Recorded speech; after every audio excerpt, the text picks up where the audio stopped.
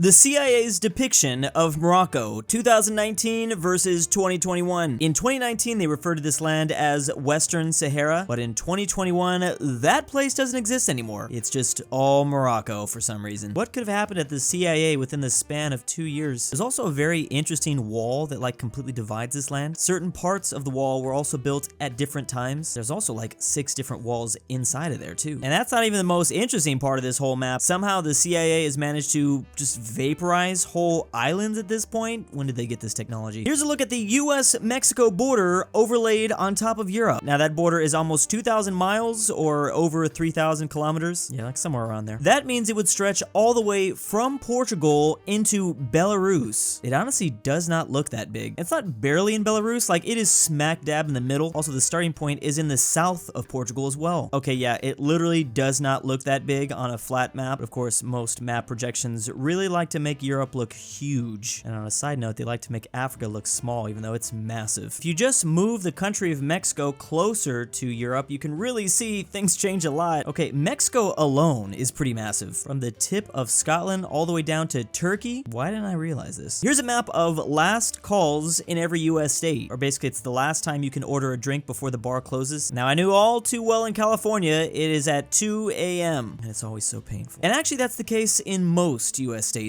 There are a couple outliers though. Nevada has no last call. You just party all day and all night. That's how Vegas is. And a couple other places with no last call: Illinois, New Jersey, Georgia, and Louisiana. Then there are some states that ain't having no fun. Florida at 12, although it's 5 a.m. in Miami and 4 in Fort Lauderdale. So that's something to note. Certain cities in the state can have different rules. So statewide, it's 2 a.m. in New York. However, in New York City, it's 4 a.m. That's why New York is so much more fun than California. Because this is statewide, I'm pretty sure it's 2 everywhere here. Another state that closes early is Mississippi, right at 12. Personally, I feel like 3 is a pretty good time. I feel like all my night owls can agree with that. Alaska randomly just went with 5 a.m., but it is 2 or 3 in small cities. You're gonna do last call at 5 a.m. You might as well just have none. The last call used to be 11 p.m. in the UK.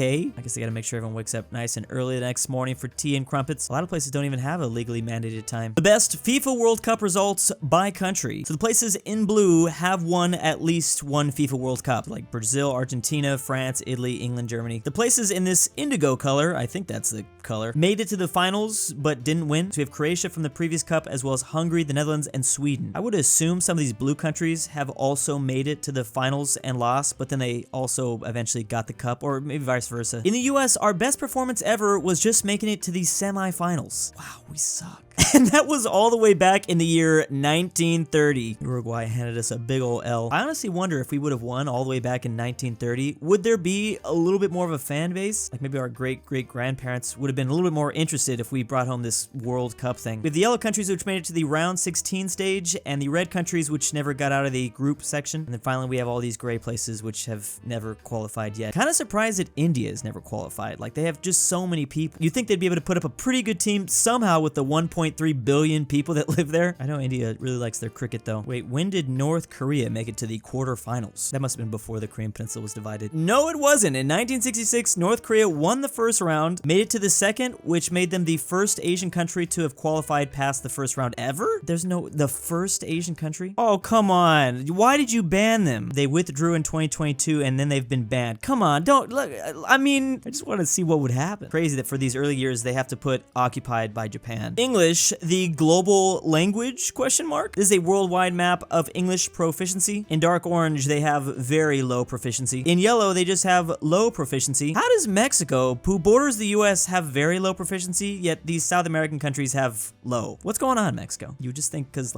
proximity, they would, at least, I don't know. How is Cuba blue? Cuba has moderate English proficiency. Argentina is actually the best out of everyone in the Western Hemisphere with a very high proficiency. And I always thought they just had a bunch of German speakers down here. Maybe they also know English. Seeing South Africa as very high shouldn't be surprising since that was a former British colony. Same technically goes for India. And then yeah, Kenya, Nigeria, same story. Of course, the US occupied the Philippines for a while, but really shocked to see China so high in their English. China is actually doing better according to this map than Japan. And many European countries are taught English from a very young age. They learn their native tongue as well as English. The Netherlands are the best though in this continent. Didn't realize that Portugal would be so good. And Lebanon is the best by far in the Middle East. Iran is doing pretty good too though. though? I've got so many questions. Obviously, these gray nations probably have English as an official language, or I don't know, it's just obvious they all speak English. Or wait, maybe some of this is no data, because why isn't Bosnia included? Is Bosnia just filled with masterful English speakers and I didn't even know about it? Okay, yeah, no, that's definitely not the case. A comparison of some of these smallest countries in the world. I think I've mentioned this so many times before in the past. We all know the Vatican is the smallest country in the world. And then it's Monaco, but what makes this chart interesting is it also includes the islands. So Nauru is technically the smallest island nation in the world, but it's third in terms of biggest country as a whole in the world. Then we have San Marino, and then the fifth place nation, Tuvalu. Tuvalu, which is actually just a ton of really tiny islands. I actually wasn't really aware of that. Tuvalu is technically only 10 miles squared.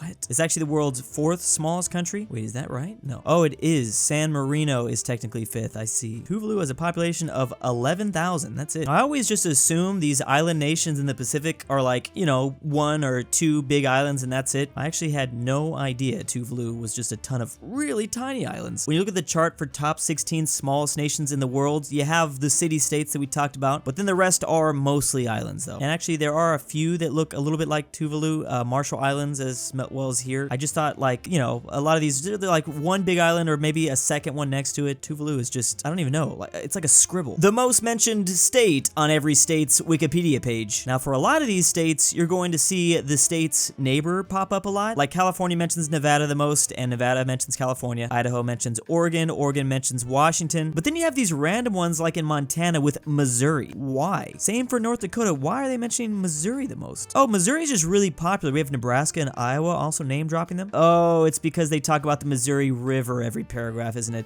Missouri River, Missouri River, Missouri breaks, Missouri breaks. Okay, you're talking a lot about like geographic landforms and things. A lot of the Northeast states mention New York the most. That's not that surprising. Interesting that Texas talks about Louisiana the most. Alaska really only communicates with like Washington. Is it Washington or Washington, D.C.? I bet you there's a confusion there. In general though, the most popular word in every state's Wikipedia page, of course, Texas with petroleum, Alaska with oil, Nevada with divorce. Wait, this is actually really telling. Washington, rain. This is saying a lot here. Arkansas with pronunciation, or should I say Arkansas. Kentucky bluegrass, immigration, New York. Yeah, this is very revealing. I'm learning a lot right now. New Mexico, I'm sorry. How to create an epic story. Choose a young protagonist, oof their parents, and make them live with their uncles. We included an old bearded master / mentor. We add some magic and supernatural powers. A supervillain who wants to dominate the world, and as the last element, a bad one who wants to redeem himself. Star Wars, Harry Potter, and Lord of the Rings, basically the same exact story. Why does something bad always have to happen to their parents? I feel like Smeagol, though, is definitely not like the other two. Now I really want to see an actual fight between Dumbledore, Gandalf, and Ben Kenobi, or Obi-Wan. That would be so difficult to choose. I've seen everyone do the comparison Dumbledore versus Gandalf, but throw in Obi-Wan? I don't know. That's too difficult. How many people does it take to make a $2 billion grossing blockbuster film? There were 5,000 personnel involved in making Infinity War, comprised of 2 directors, 25 assistant directors, 13 producers, 12 writers, 2 editors, but 44 in the editorial department, 18 in the casting department. Even that seems high. You already knew the characters you had to cast. They were all from the previous movies. Why'd you need 18 of them? There was 142 people in that movie? 1 production designer and 1 set decorator. Seems awfully low for everything else that I'm seeing. I guess it's because they just told all these people what to do. Location management, 128 in the makeup department, 103 in wardrobe. Of course, there's only 1 cinematographer, but there are 305 in the camera and electrical departments. Surprisingly, more people in the stunt department than in the animation and special effects. Although maybe that shouldn't be that shocking. Maybe. That seems like a lot of people in stunts. Oh, you know what? I think I was confused. Okay, visual effects are, that's what I figured. Over 2,500 people in the CGI part of it. Literally 90 people just for transportation. We don't even know what these dudes are doing. They were just eating catering in the back. I'm guessing these are just random assistants that would go on coffee runs and stuff. For 5,000 people that worked on this movie, you would think way more things would be spoiled. They really keep that under wraps somehow. The population density of North America, or at least the majority of North America. It's just Canada, the US, and Mexico, honestly. It's funny, if you ask me off the top of my head, I know Canada has about 40 million population and Mexico about almost 150 million. This map really shows just how few people live in Syrup Land. Of course, this area contains 50% of the entire country's people. You know, there's a lot of people in Alberta, though, too. Obviously, out of these 3 countries, the US has the most population at like 333 million. But because of Mexico's shape, there are just a ton of people packed into the south. There's actually very few people living up up north, surprisingly. I mean, this is a giant desert, this part at least. It's easier to live down here instead. Look at the U.S. territory of Puerto Rico. It's just a red island. I'll never not be shocked looking at the western side of the U.S. Everywhere just has pockets of